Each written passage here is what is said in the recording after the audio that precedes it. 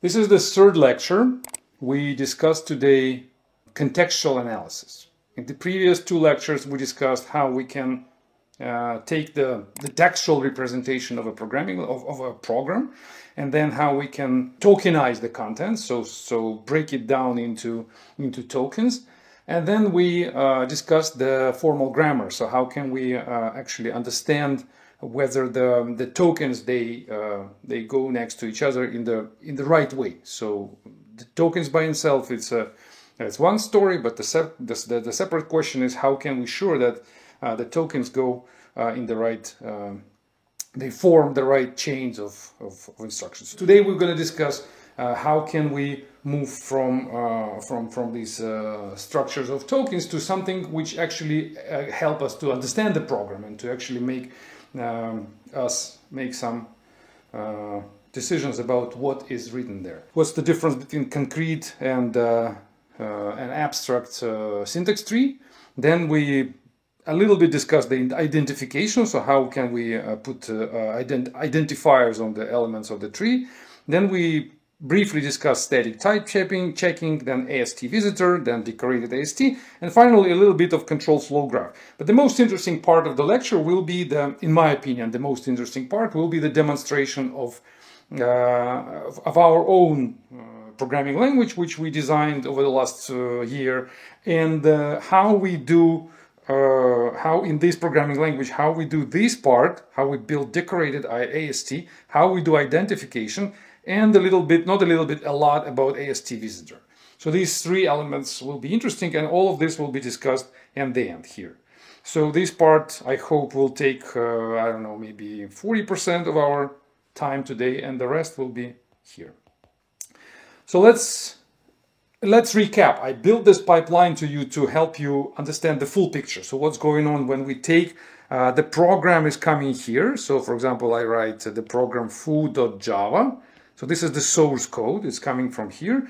And it goes down there to the analysis where here we say, for example, that, I don't know, line 25 has a mistake. Like I didn't understand your program because on line 25 you made a mistake. For example, the variable x is undefined variable. So how do we go from the source code where it's just a chain of characters?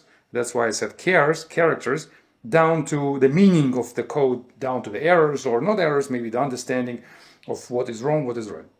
So first we do lexical analysis, like we discussed before. We take the characters and we break them down into tokens. So let's say here we say, I don't know, like in our example, print 42. Then in the tokens we will say, okay, this is the token number 1, this is the token number 2, and this is the token number 3. And these will be the tokens. That's our first decision, and we make it by the lexical analysis. On the syntax analysis, we're going to build concrete syntax tree. So we're going to say on this step, we're going to say, this is our concrete syntax tree. So first goes the token print, second goes the token 42, and then goes the token semicolon. So this is the concrete syntax tree which we do during the syntactical analysis. Then we do interpretation, which we're going to discuss today. And after interpretation, we build so-called abstract syntax tree. We'll see what's the difference between concrete syntax tree and abstract syntax tree.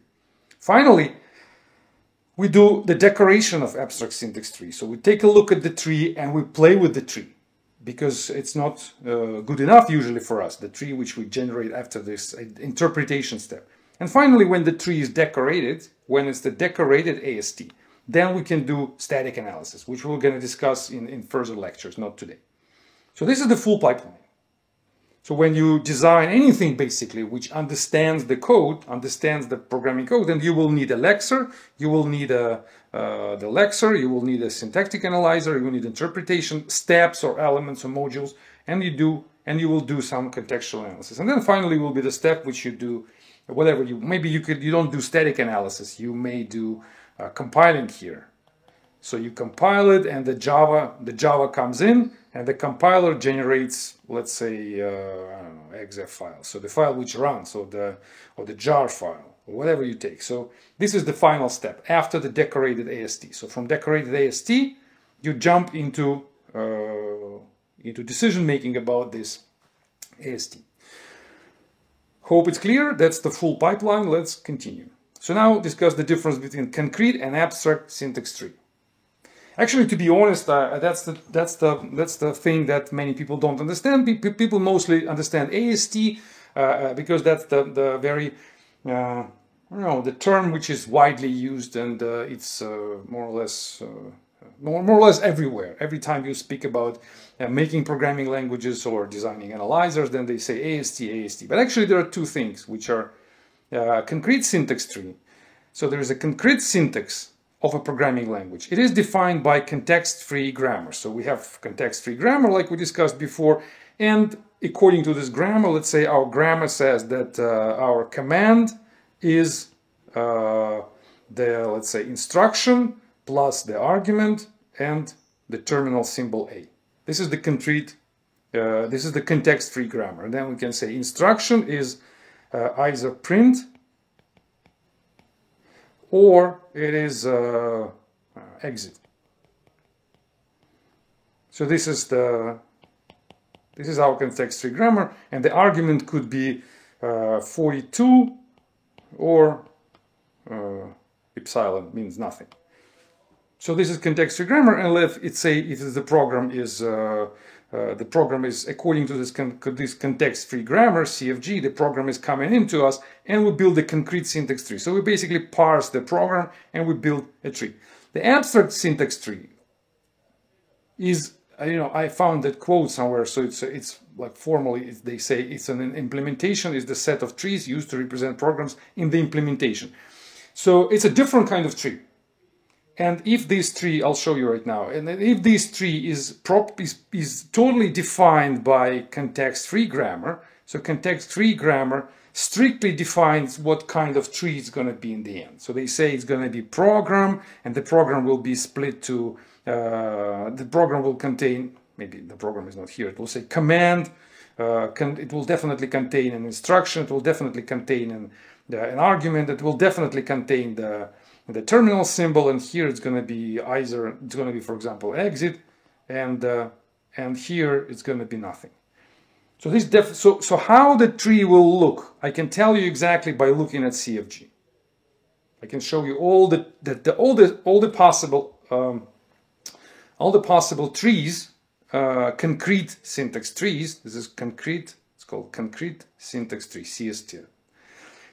All of them, which it's possible to draw from the context-free grammar, I can show you by just looking at context-free grammar. The abstract syntax tree, they could be different and they are not defined by any grammar. It's just the implementation, they call it implementation, the implementation of the language analyzer decides how to build the tree. Let's get to the example. Let's say this is a simple program, 2 lines, this is the program. Print, then hide, then plus name, and then etc. So we can break it down into terminals. Hold on.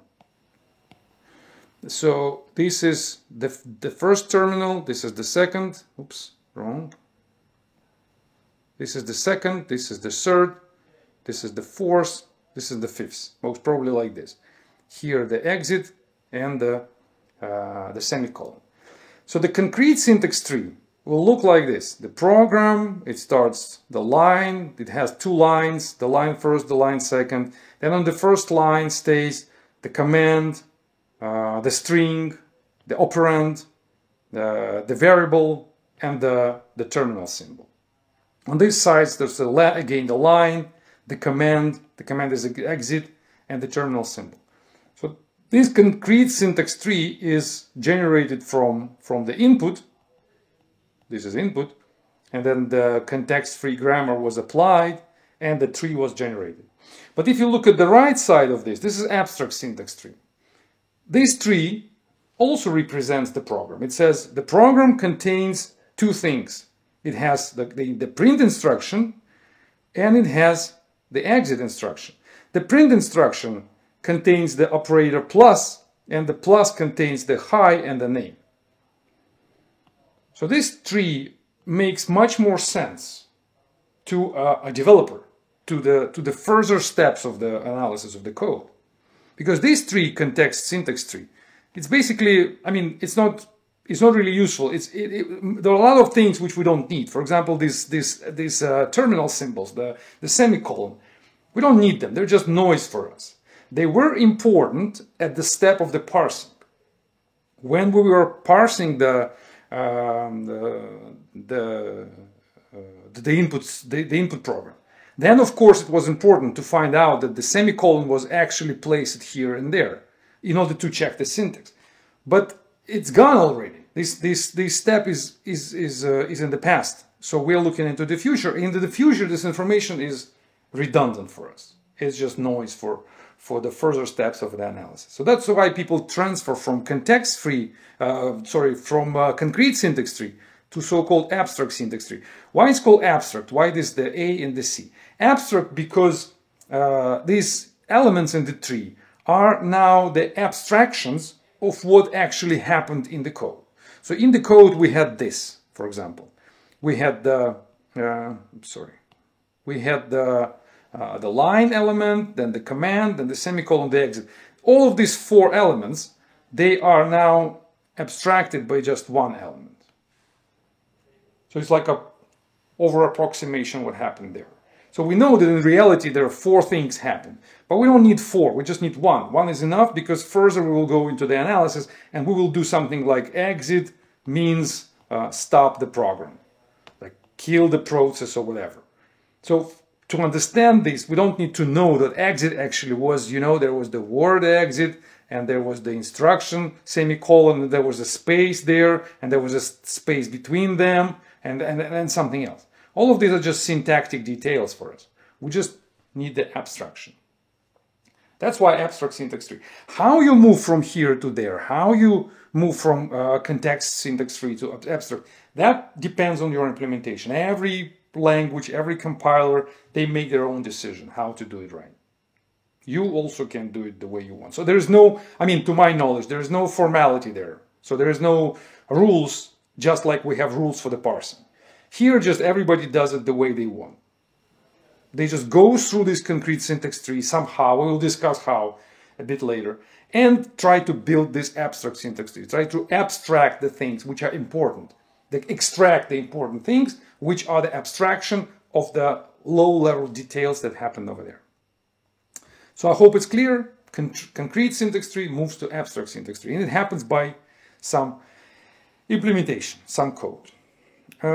Next is the identification.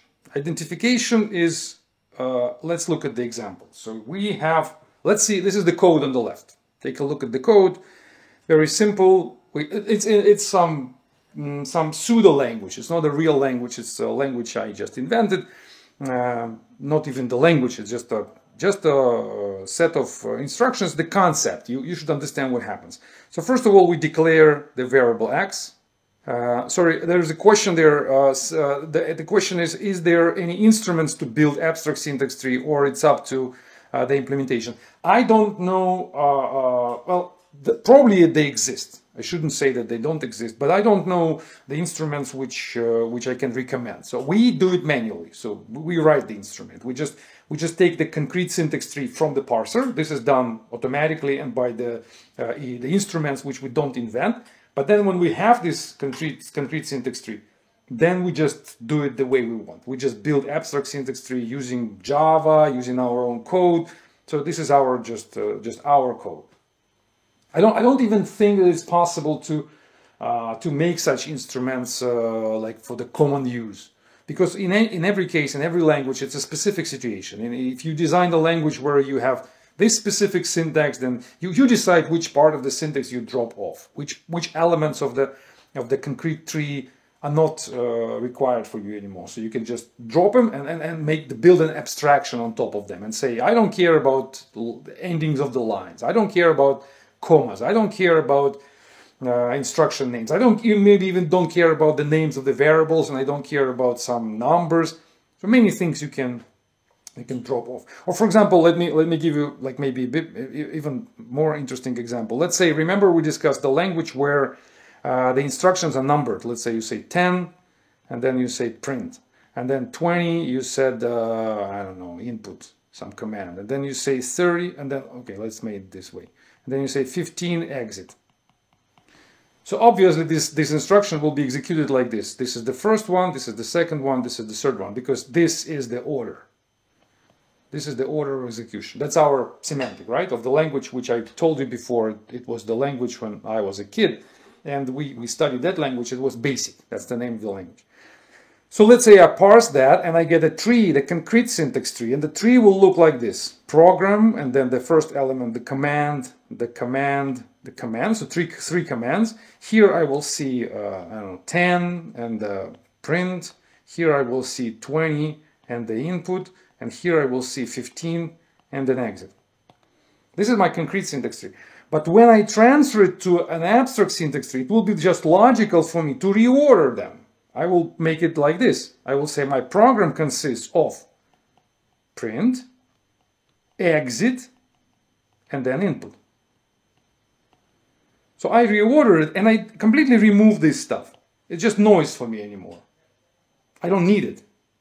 I drop this information. This information was interesting at the step of a static analysis, but now I don't need it anymore. I reordered them. So now I know that the order goes like this.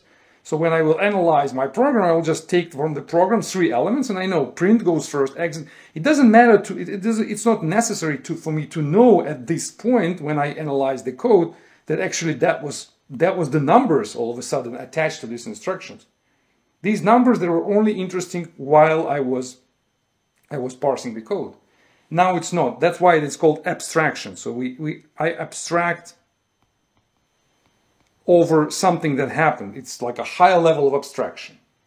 There were details, and I hide those details, and I move to the higher level of abstraction. So I lose details. That's the idea of abstraction. When you abstract something, then you lose some details, and you move to a higher level of abstraction. For example, you say, you enter the bus through the back door, and then you sit in the bus for 15 minutes, and you exit the bus, and you go to the office. That's your instruction set. But then you can say it, get to the office by bus. So this is the same, but abstracted. But you abstract the details, you just move to the higher level of abstraction. You just say, get to the office by bus. How you do it, all the details, we just drop them off. The same here. So we move from concrete to abstract. This is concrete. Now it's more clear. Okay, so exactly, you understand, but how you drop these numbers, it only depends on your language, because how can I give you the tool, and in this tool, how are you going to get this transformation? Only you know that in your specific syntax, you can drop these numbers, and that makes sense to you. Okay, so back to this magic language. So let's say we have a language, we have this variable x, and the variable then goes the loop, the endless loop. Inside the loop, we declare again the variable x, probably the different x, and we increment the x, and we keep looping, and then in the end we print the x. So obviously you understand that this is not going to happen. So this program will never terminate, it will just stay in the loop forever.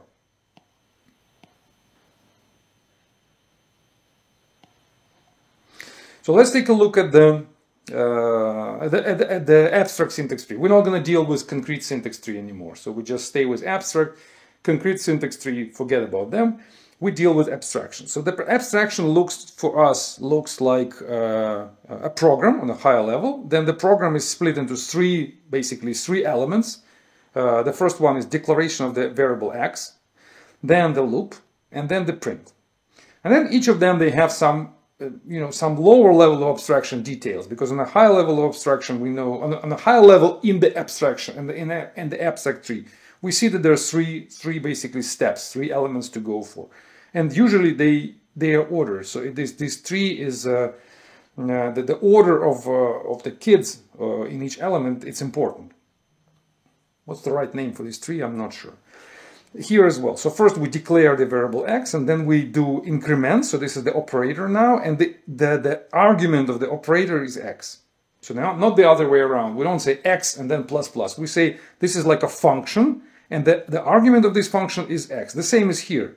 The print is a function, and x is what is the argument of the function. So that's the structure. The question is, if I pass this structure to the further processing, let's say some machine which will look at this structure and try to run this program, then the machine will need to we'll need to understand what is X here, what is X here, what to do with them. So when you print, then to which place in memory you go into in order to find the X. And in which place in memory you go here in order to find the X. And obviously there are two different places in memory, because this X, which is in here, which is X number one, is here, and this is X number one. Here it's X number two, and this is X number two, and this is X number two. So, but the computer is gone. I mean, this information is lost, and the computer is only looking at this picture. The computer, the interpreter, or any analyzer, whatever you do after this, looking at this tree and look at this X, and it has to know that this is X1 and this is X1. So somehow we need to do so-called identification. So we need to go through the tree. Oops. We need to go through the tree somehow. Again, I'm not going to tell you exactly how you do it, because it depends on the implementation. Later in the lecture I will show you how we do it. But you can do it somehow else. But they say somehow, I'm just reading this text, somehow we must link different X to different places where they are declared. Maybe with the help of identification table, or by attaching attributes to AST nodes, or both. We may want to track their identification levels. Depends on the situation, depends on your language. But usually people call it, they do it through identification table. So they go through the AST tree from top to down, and they see, let's say, this is the first level. Like this is my first so-called indentation level. And these numbers are, as far as I understand, they are attached to the instructions when the AST tree is built. So here is 1, this is 1, this is 1, this is 2, this is 2, this is 2, this is 2. So this information about how deep we met the instructions when we were turning concrete syntax tree into abstract syntax tree. We got these numbers from here, and we place that number here. So obviously this X stays on the indentation level number 1. This X stays on the indentation level number 2 because we are inside the brackets. So these brackets, they tell us that we are deeper. We went into another scope of visibility, if this is the language like Java or C++. And then we exit the level number 2 and we again back to level number 1. So this process of managing these indentation levels depends on the language. So if in the language you have these brackets, like in C++ or in Java, when you open it, you do something and you close it, then definitely what happens before here, you definitely indentation level increment, and when you exit, you decrement it. So you get into the block, you say, okay, now we're deeper. And at this time when we're deeper, everything we see here, everything that we put into AST just get larger number of the indentation level. Simple as that. And after you do this, then you can go through the AST tree, through the AST, and you will see that, okay, this is X that stays on the indentation level 2. So obviously I'm looking for, okay, this is a mistake. So this X stays on the indentation level 1 because they stay together on the same level. So when I look at the X1, I know, okay, this is X1. I just connect them. This is X1, this is X1. So they know they're the same. And this identification table is something like a supplementary table in memory, which you register your variables.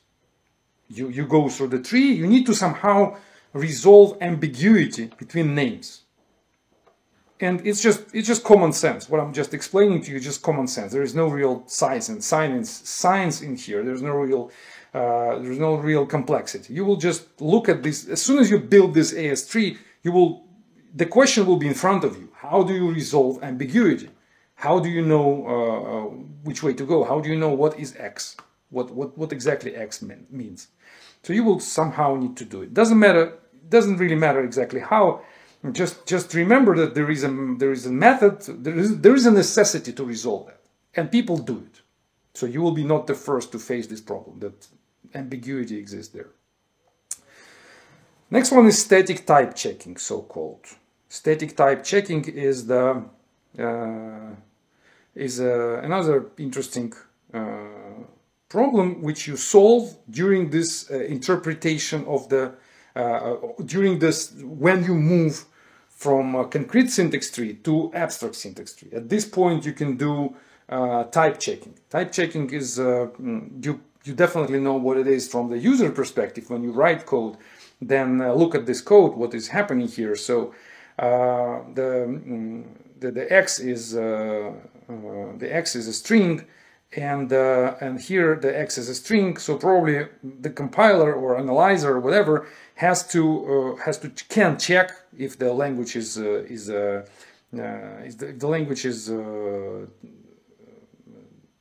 statically typed. Then for the language with the types, with the static types, you can say here, instead of just var x, we can say this is string, and then this will work, because the compiler will see, okay, x is a string, so the concatenation, this operator, means go somewhere and find the function string concatenate. Because plus is just a syntax construct, but when you start interpreting the language, then you need to do something when you see plus, and when you see it, you need to go to some place in the code and actually run with two operands. So here we will provide the hello, and the second one you will provide the x, which is Sophie. So this is what will happen in reality. But from the user side, it's just print hello with the plus sign. This is what happens when the language is statically typed.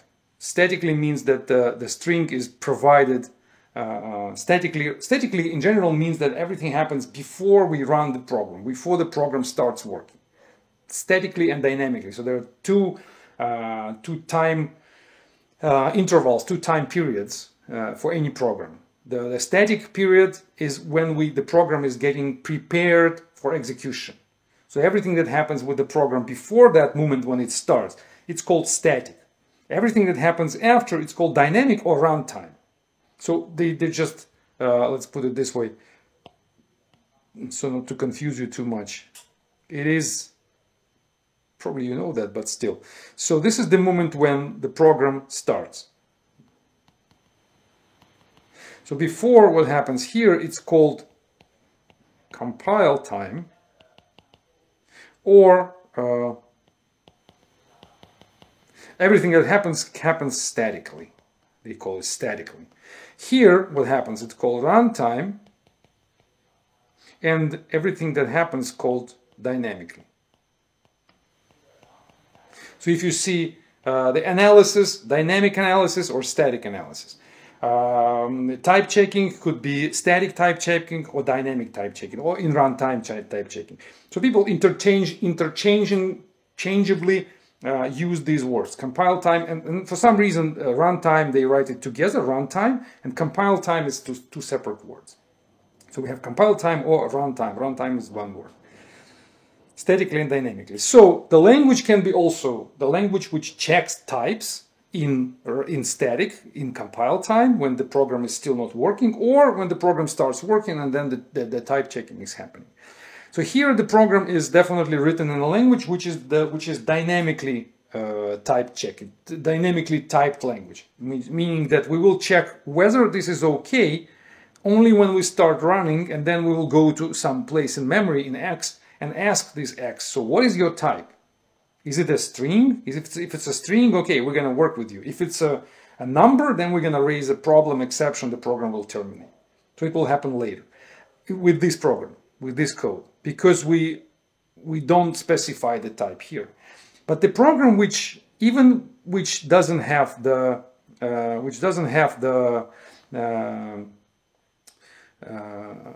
type here, so the program, let's say this language is dynamically typed, so it's not statically typed, so there is no type here, so there's a question mark, we don't know. This is also a question mark. It is still possible, well, first of all, it's possible, like I explained, first of all, in a language where the types is specified, it's possible during the compile time by looking at the AST, just already now say that everything will be okay or not okay. So if here we will attach the type to the element X, then everywhere where we refer to X, then here it will be obvious that that this x, because this is going to be x1 for us, in the previous step we will identify it. It's going to be x1, this is going to be x2, this is going to be x2. So when I deal with x1, I will know here so that this is a string.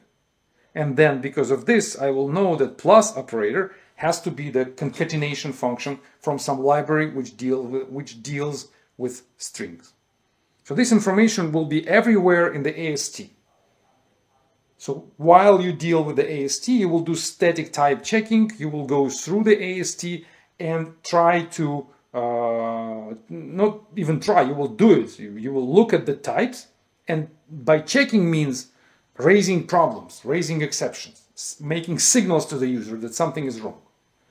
This is called static type checking. So you will go through the code, and for example, the code will look a little bit different. The code will say, let's say, this is our code.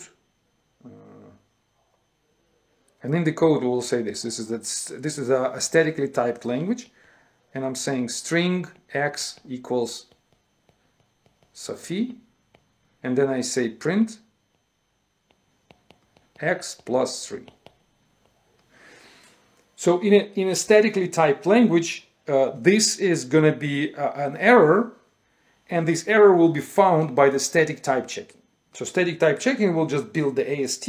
It will find this place in the AST. It will look like this probably. It's going to be plus, it's going to be x, it's going to be 3, and it will see, okay, x, it's a string. This is a multiplier. This is an integer. So it will go to the not the multiplier, the summary operator. It will go to this plus operator. It will try to find in the library, do we have an operator which accepts, do we have a function which accepts a string and an integer? Do we have it somewhere in the library? And the library will say, no, we don't have that. We only have the operator for string plus string, or integer plus integer. So this one doesn't exist, so sorry, and it's going to be a type error. And that's why you get the type error from compilers when you do like this. So they just see in the AST that there is a plus, they see that there are two different types, they're trying to find in their library the magic function which can do that, and if it's not found, in some languages, for example JavaScript, or for example PHP, it's possible to do x plus 3. And what it means, it means that in the library they have this magic function.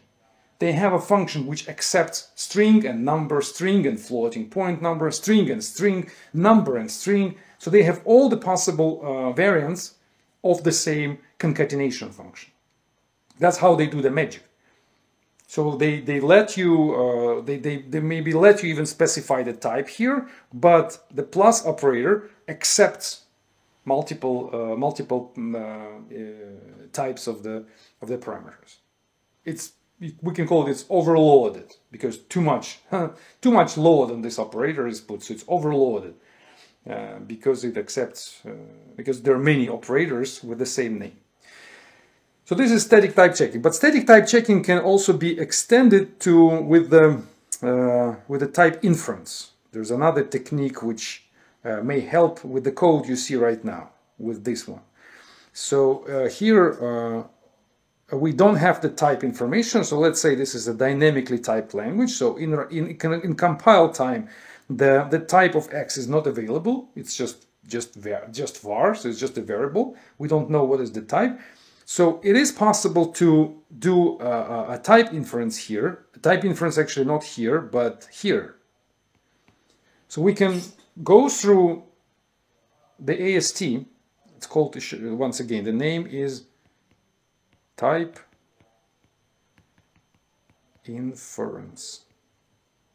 Type inference. That's the technique, the approach, the technique, the method, which says that by looking at the AST like this, we can guess, we can predict, we can forecast what is the type of x. Because somewhere down the road, somewhere here, we have the operator plus. And for this operator on one side, we have string. And we know for sure that this is a string, right? This is 100% a string. This is, we don't know. But in the library, we know that only one function exists, which is called plus, which accepts string and string. So this is also another fact. So we know that we call this function, and we know that this function exists only in one implementation. One implementation of this function, which accepts only string and string. Having this information in mind, we can go back in the AST and attach the type here. Of course, it's done not in a so primitive way, like I just explained. Of course, it's much larger. The program is bigger, so there are methods how to do it, because not always you will be able to infer the type in a so fast and so primitive way. But in general, it is possible. That's how many languages work right now. For example, Java. In Java, you can say var x whatever, and it will infer the type of this x. And they just introduced this feature, just a few versions ago. But in many other languages, this feature existed long before. For example, I don't know. Well, in Java, they had this type inference for generics a long time ago. So it was possible, since version 7, I guess, it was possible to say, for example, list and then nothing, and then wrong. It was list and then let's say integer, and then you say new list, something like this, not the new list, sorry, new array list. And then you do not provide the type in here. So you say my variable list, my variable x is of type this. This is the type of my variable x. And then I assign to this variable the object of and the type is not specified. And Java, during the compile time, in compile time, pay attention, Java infer this information, and Java understands, okay, here most probably it's integer, because what else, right? It's definitely not string. It's definitely not something else. So it is integer. And in many cases, Java was able to make a proper judgment about that, but not always. If you code in Java, you know that sometimes Java just cannot infer the type. The Java just say, I don't know, so please specify the type in these angle brackets. Sometimes Java cannot make the proper judgment, and it means that the type inference does not work. The type inference, which has to work, just fail in some places. But in general, it's pretty strong mechanism to help programmers not to specify type. So even though the language is strictly typed, still it looks to the programmer as something not strictly typed. So by strictly type, you know what it means. So there's another separation of typing. So we have strictly typed languages and weakly typed languages. Some languages are strict about types, and some languages are weak about types. So strict languages, they say if x is a type integer, then and there is no operator to add to this integer string, then we just raise an error.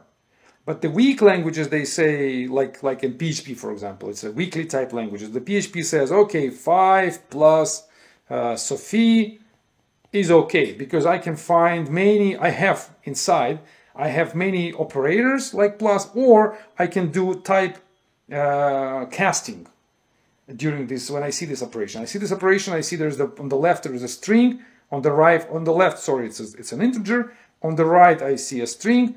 I cannot match because I cannot find the operator which can concatenate them, but I know that there is another operator which can concatenate with the integer.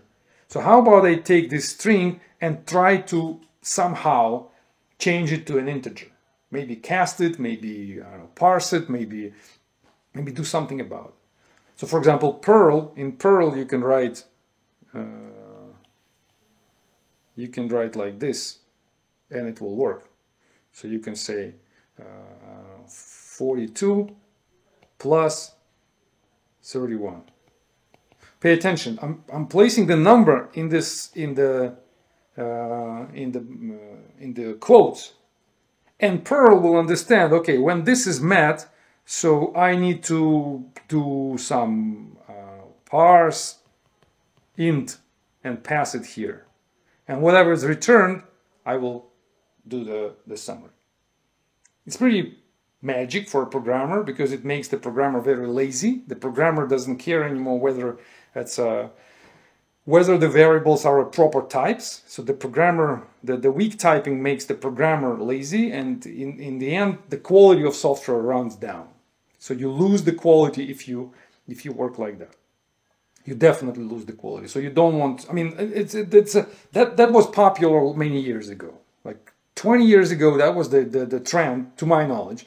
That was the trend to make languages weak. So it was the belief that programmers should spend less time on writing code. So the compiler should be stronger and smarter. The compiler should understand as much as possible. And we programmers just be relaxed, type whatever you want with no pain, with no attention to the discipline, with no attention to types. But then years after, we realized that programmers make mistakes, more and more mistakes, if they are not controlled by the type checker, by the typing system, by the system which catch you by the hand and say, this is not possible to summarize the number in the string. You're not supposed to do that. And if nobody catches you like that, then you will most probably continue making more and more mistakes. So this type checking is happening at the moment of interpretation of the AST. When you when you already created the AST, and then you go through this AST and analyze the AST and make some decision about it. So you say, I find the type information, I find that types are violated. So the string must be here, but I see an integer. You do it when you have the AST. Well, compilers work like that. You get the AST, you traverse the AST, you go through it in any possible way. Again, it's up to you how you do it. We can, of course, discuss the technologies. For example, for type inference, there are a number of algorithms which are well documented, explained, but we're not going to discuss them. That will take another hour to discuss a few of them. Just understand that they exist. Understand that type inference is the mechanism of. So you basically need two things. You need type checking and type inference. They work separately. First, you do type checking, or maybe they can go in one after another.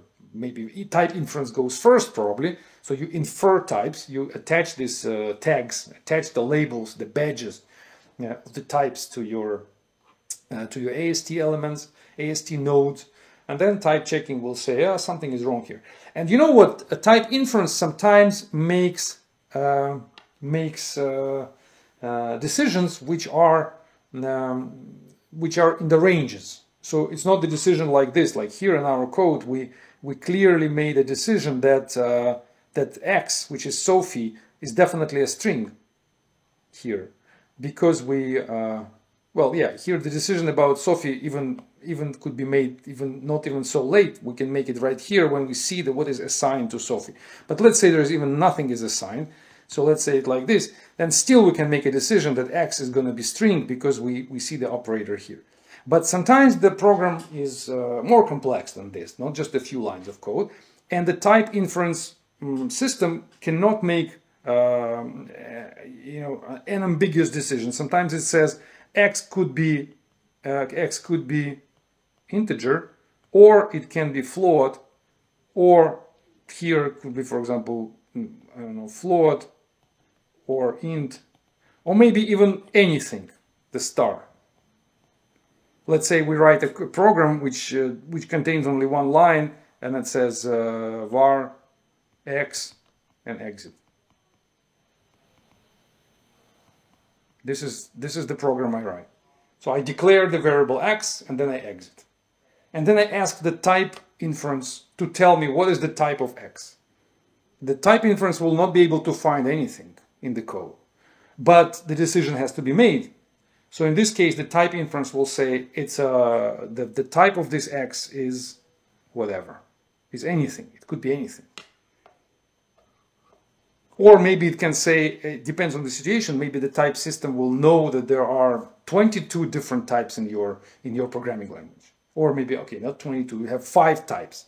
You have integers, you have floats, you have strings, you have booleans, and you have characters, for example. There are 5 types. So when I write in your language, when I write the program and say var the variable x and then exit, then the type inference will say x is one of 5 types,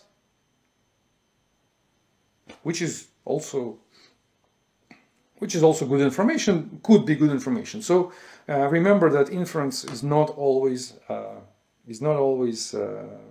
explicit. It's not always deterministic.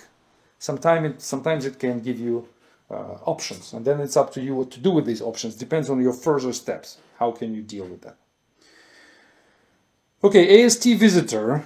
This is the pattern which, it's called AST visitor. This is the pattern which you can meet everywhere where people talk about AST. So you need to know what it means. AST visitor, probably you know what is the visitor pattern. Visitor, it's a design pattern where you have one object which is, I don't even know what's the right name, and you have another object which is called visitor.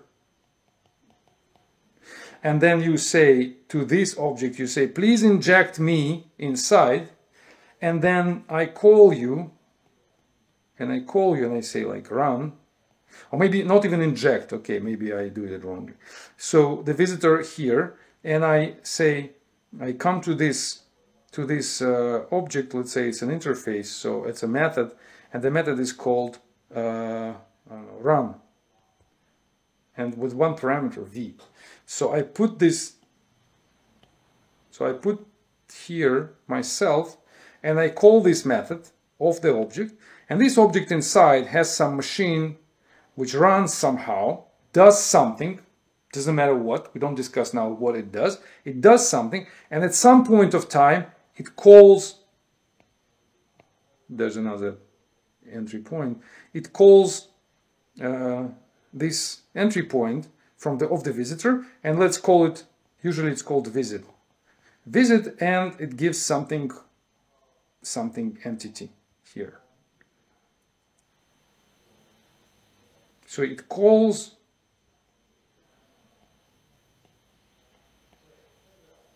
and injects something here, injects some data structure, some object, something. So first the visitor, this is the first step. The visitor says, please run, do some work. And then this stuff starts working. This is the second step. It does some work for some time, we don't know what. And then at some point of time, it calls us back. And we receive control. The visitor receives control. And this E is coming in. And in this E, something interesting is provided to us. We do something and we return control. And we say thank you, bye-bye. And this guy continues working. Step number 5. Continues working. And again, at some point of time, calls us back. This is the pattern which is called visitor. Why it's visitor? Because this is this element is called the visitor because it visits it visits what I give it when it's the right time for me. So I decide when it's time to visit my something which is inside of me. So mostly AST is manipulated using this pattern. So usually in the code, what you're gonna meet is, and I'll show you the real implementation in a few minutes, how it works in our case. So how you will traverse the AST, how you will deal with the AST. It's gonna be probably, you're probably gonna build it. And build means that usually AST is a collection of objects, of data objects, like really primitive objects, connected to each other, encapsulating each other.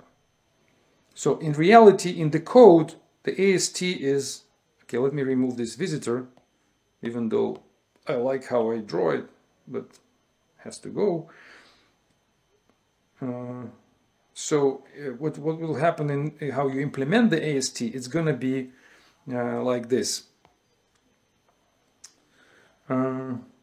Let's say you have the program, and in the program you have commands. So it will be something like class, program, and in this class it's going to be command. Let's say I'm very primitive. Of course, there's not going to be 5, but let's say 3 command, and then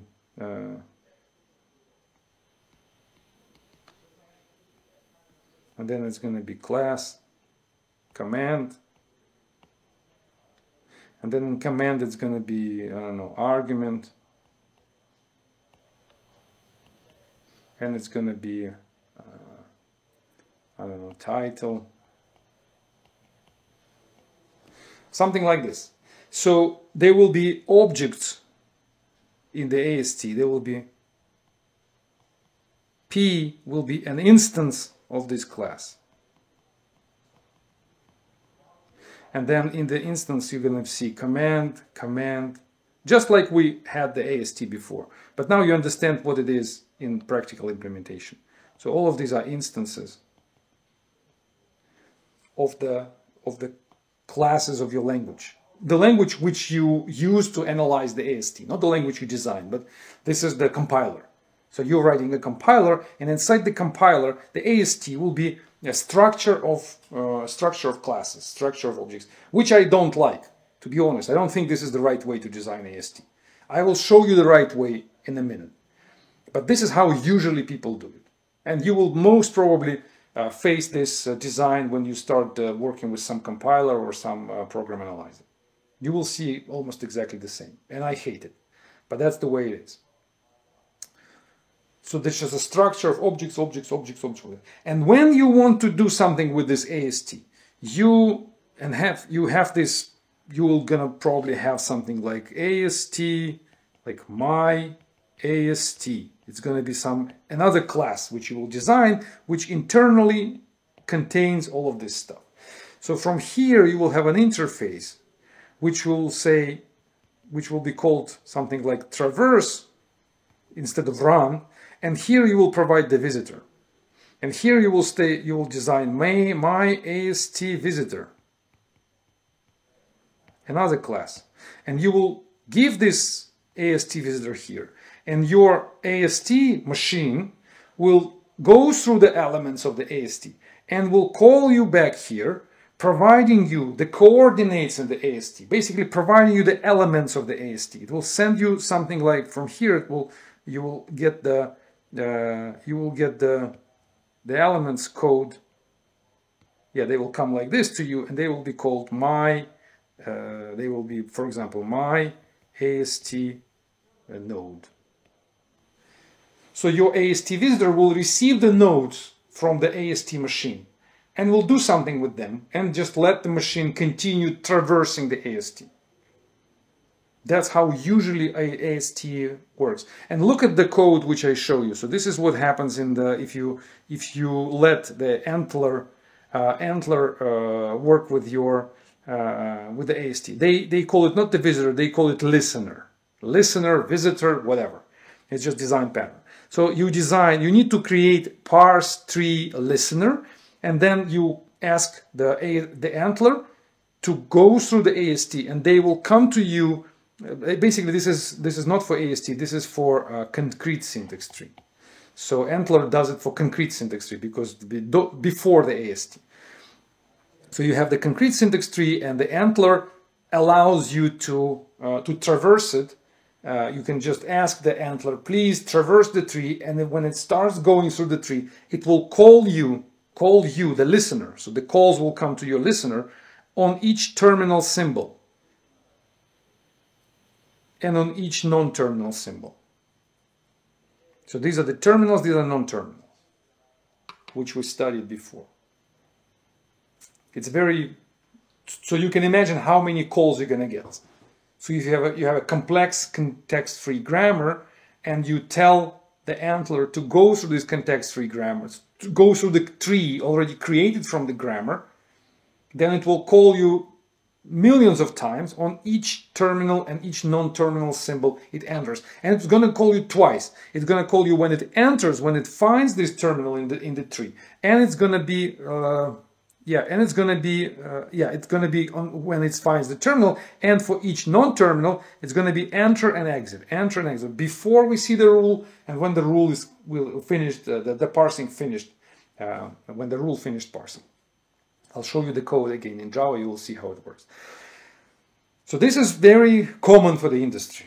I mean, it's everywhere. Everybody uses it this way, to my knowledge. So you need to know that there is AST visitor or AST listener or concrete syntax tree visitor, listener, visitor, whatever. The idea is the same. You ask the machine, ask the container of the AST to visit the tree, and it goes through the tree calling you back. Again, I hate this design, I think it's wrong, but this is everywhere in the industry. So you need to know that it exists.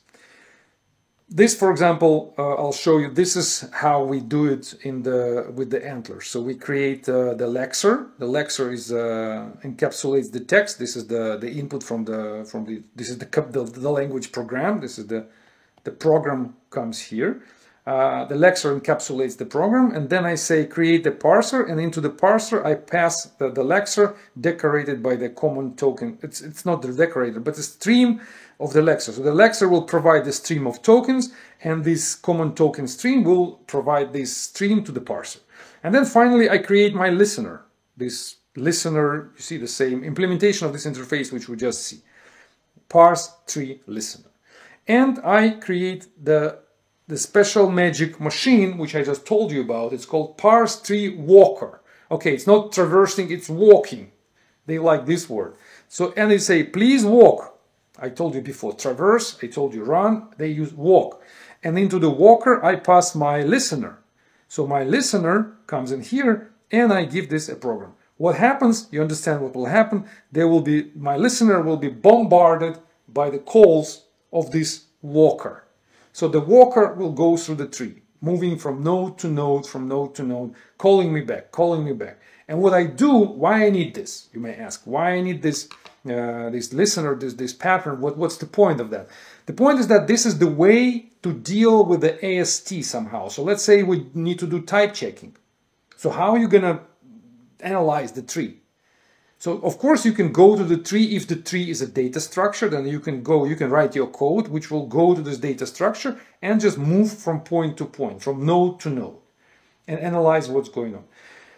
That's in my opinion a better approach, but people decided to do listeners because it's, in their opinion, it's like a decomposition between the concepts. So on one side we have a data structure which stores the data, and on another side we have a structure which a functional structure which analyzes what's in the tree. So they shouldn't know about each other. That's a separation of concerns, which in general is a good idea.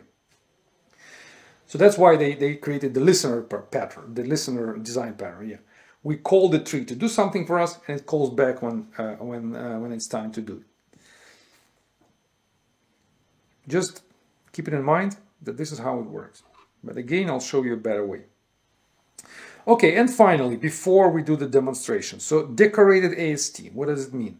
A decorated AST is basically what we discussed before. So when we have, again, the flow, the pipeline is this. The pipeline is this. So on the beginning you get the text, which we parse, the program.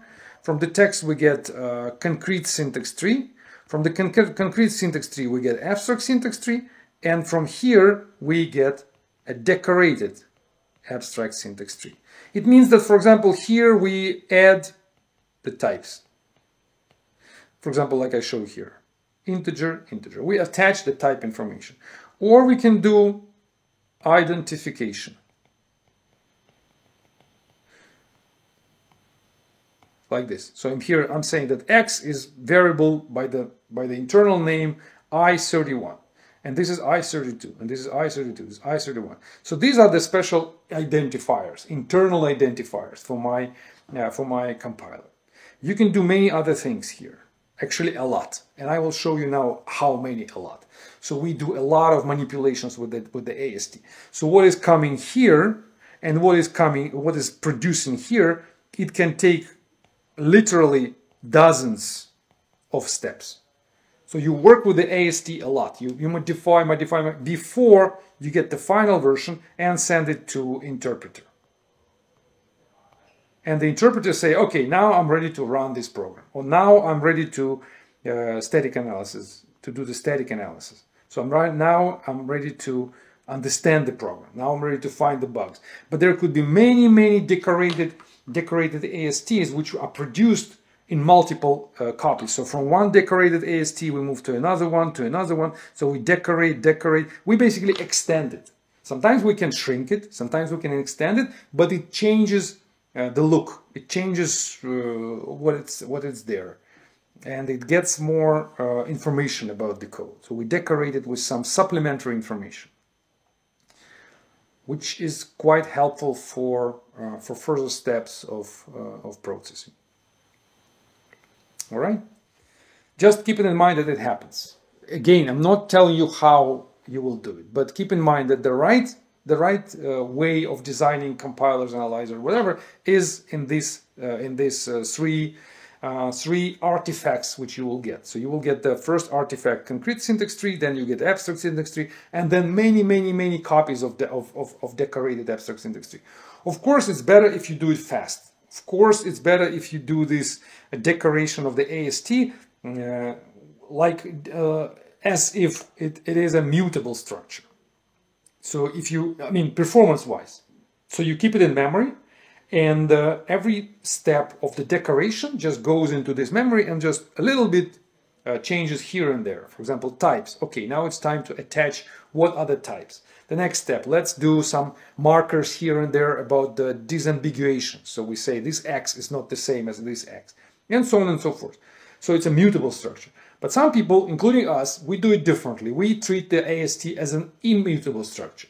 So we have, and I will demonstrate it to you, we have multiple ASTs. So we get AST here, then we produce AST2, AST3, AST4, and so on. And we have sometimes AST30. So we have many copies, and each AST is available, so you can look at it. You can look at it and see this. And you can look here as well. You see how I draw. Yeah, nice. So you can look at each, these are the eyes, by the way. So you can look at different ASTs and understand where and how they were decorated and why. Because usually people do it the way that the AST comes in here is exactly the same data structure that goes out on here. So it's difficult to debug in this case. It's difficult to understand what happened there. Because actually the semantic part of your analyzer is mostly here. Is mostly the most important part of your analysis is here, where you actually look at the AST and trying to find supplementary information about it, trying to optimize it maybe a little bit. To my knowledge, all the optimizing steps in the compilers, they usually happen here. They modify the AST somehow. So keep it in mind. Okay, and finally, one more piece and we're done with the theory. It's called call flow graph. Maybe you know what is call flow graph, but I will explain you anyway. So call flow graph is usually what people generate from the AST. So they take the AST after all this decoration, after all the steps, and they generate control flow graph. The control flow graph is very important for further steps of program analysis, which we will discuss on other lectures. So without CFG, it's difficult. It's called CFG. CFG. By accident, the same as context-free graph, but the same abbreviation, CFG. So it's control flow graph. So control flow graph is, control flow graph. So control flow graph is used later for many purposes, and this is the moment when we generate it. After the AST is ready, after the decorated AST is ready, we just do control flow graph. Look at the code here. We declare the variable, the same code, you saw it before. We declare the variable, then we assign 0, then x++, and again print x. So we can build it. Usually control flow graph has the entry point and exit point. and then it has the statements, or they call it basic blocks or something like this, but it doesn't matter. Basically, there are statements, and each statement is equivalent to the statement from the AST, from the abstract syntax tree. So we declare the variable here, then we assign 0, then we increment, and then we print. So I didn't put the loop here because it doesn't have the usually people don't create nodes with the word loop. They just put what's inside the loop, and then they connect those elements with the arrows showing what are the possible directions of the execution of the program. Possible. We don't know whether the execution will go there. We just say that it's possible that from this point the execution will go here or the execution will go there, and so on and so forth. And actually the graph has a mistake. So we know that this execution will never happen. That this one will never happen. So actually the right control flow graph would look a little bit different. So this is but no link here. So there is no connection between these two elements because the loop never ends. But this information is not available to us usually during the moment when we build the control flow graph. So we will put it here. We put this line here. But later, on later steps of the analysis, we will understand that this line is not possible. And this problem has a bug and this code is unreachable. But when you build the CFG, this is not the right moment to make the decision whether the control flow can go this way or cannot go this way. We're just looking at the syntax tree, abstract syntax tree. From the information we got from the parser, this line is possible. So keep it in mind. The control flow graph is pretty stupid structure. I mean, it's far away from smart information about the program. It's just a flow of all possible execution flows or execution evaluation flows from statement to statement. Later, other mechanisms of analysis will make a decision, what's right, what's wrong. Now it's time to see the code. I want to show you how we do what we just discussed. Basically what's interesting is how we do the decoration of the AST. Okay, so we have a parser, as you see by the name of the project, we have a parser, and in the parser we have ANTLR, so that's ANTLR. In the ANTLR we specified context-free grammar. This is the specification of the grammar. In the language, it's a special meta language for the parser generator. It explains these are the rules for the parser. Now you should understand what it is. They're the rules, and then this symbol means that this is the right hand side of the rule, and this is the left hand side of the rule. You saw that before. It's not so complicated. So what happens with this is interesting. How we generate the AST. So first, what happens is that this stuff is compiled into a special into auto-generated pieces of code, and in this generated Java parser, we ask this parser, like I can show you again. So this is the real code. There was example before, but this is a really working piece of code where we actually do the parsing. This is our code. So we create the lexer. This is our lexer which we wrote. I mean, the lexer is the stream of tokens.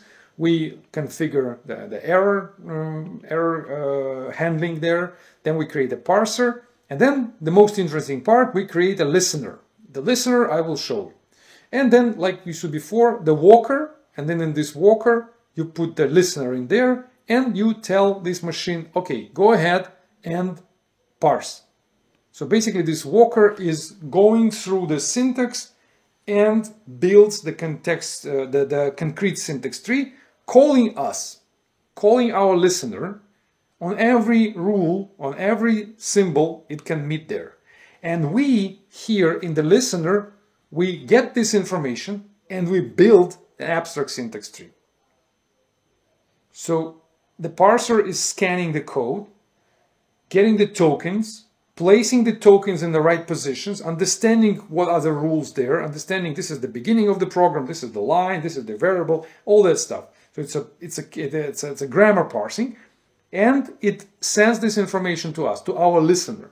And we, in the listener, we generate AST. So you were asking me before, so how people generate AST? We do it this way. And actually, this is the recommended way for the Endler. But if I show you how we generate AST, you may be surprised. This is our listener. It's pretty big class because it has many. It implements the interface called program listener, and it has many methods. So for each rule, we have a method. Enter program. So program is the name of the rule. Enter program, exit program. Enter license, exit license. So license, program, those are the non-terminal symbols in our grammar. Enter metas, exit metas, and so on and so forth. So we have many rules, and there are so many methods. They're all called the same. Enter, yeah, they're finished already here. So there are exit data, and so on and so forth. That's actually not so big, because maybe we don't have so many rules. But look, some of these methods we just ignore. So they say enter application, exit application. And like I told you before, this is the visitor. That's why it gives us a parameter always the same. It's an application context. In this application context, you can fetch the information about where the parser is standing right now. So the parser is going through the text, finding tokens by tokens and understanding the rules, and it gives us control on every rule found and where the rule was found. The information about this context is in this object. So we can take it from there. For example, let's say it found the data. So it found the data. Data means the number, the constant, the literal. 1, 2, 3, 4, 5. And from here we understand. We take the text from the constant. So we're saying, okay, what did you find there? And then we check what is the rule, what are the details of the rule. Did you find the bytes? Okay, you find the boolean, or you find the float. If you found the float, we do the parsing of what you found there. So here actually the parsing happens, because the parser cannot parse the actual number, the floating point. The parser can only understand that the text there, the terminal symbol there, actually looks like a floating point. But the actual parsing happens on our side when we build the AST. So what's interesting here is that we build the AST in XML. So we take the concrete syntax tree information coming to us, and we build the tree, the abstract syntax tree, in XML format. We get the document in XML format, which is the abstract syntax tree. So we don't do what I told you before people usually do. So we don't have this structure of objects connected to each other. Like the program is an object, command is an object, argument is an object. We don't do that. I think it's wrong. So because because this information is a data information. This is not objects. They're not supposed to be in object-oriented world. They're supposed to be in data world. And the best format for data world is XML. So we take what's coming in and we generate the XML. And what's next interesting, how we decorate the AST. So we get the AST and then we pass this XML through a big number of XSL transformations. So for example, this one is a collection of the collection of, so we catch errors. Yeah, for example. So let's say we take a look at the AST and we want to understand what are the types there. So this type information can be inferred and whatever. We implement this inference of types. In our case, it's not exactly the types, but something else, using the language which is designed to manipulate XML documents. And this language is called XSL. So let's say something interesting to show you, set locators. So this is the program in this language.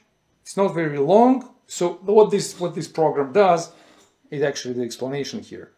Here we go through all objects and add this attribute to all of them. The attribute is unique locator of the object. So as an input, we get AST in XML format. And it's not rich enough. It doesn't have enough information for us. We don't have these locators. It doesn't matter what it is right now, but locators. So we need to decorate this AST with additional attributes called locators. So for each element in the AST, I need to inject the attribute locator. So I take the XML plus the XSL program, which is this. It's written in the XSL language. Read about this language. It's one of the, in my opinion, one of the best designed languages in the world for data manipulations. It's pure functional language. So we take the XML plus the XSL together, send it to the machine which knows how to process XML plus XSL, and the machine returns us back another XML. So we get the AST and we receive a decorated AST. As an input, we get without these locators. As an output, we have an XML with locators. And we save it to the disk or keep it in memory. Let's say we save it for the disk. And this is the decorated AST number 1.